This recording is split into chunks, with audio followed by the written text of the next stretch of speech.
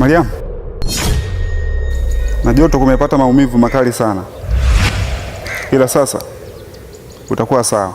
Mimi sio Mariam, mimi naitwa Mpemba. Mkuu, nafikiri atakuwa amepoteza fahamu, maana hajitambui mpaka sasa yeye ni nani. Ni vyema tungempeleka akapumzike mpaka baadaye atakapokaa sawa. Najitambua vizuri, sijapoteza fahamu. Mimi ni mwizi tu ambaye nilikuwa nakimbizwa.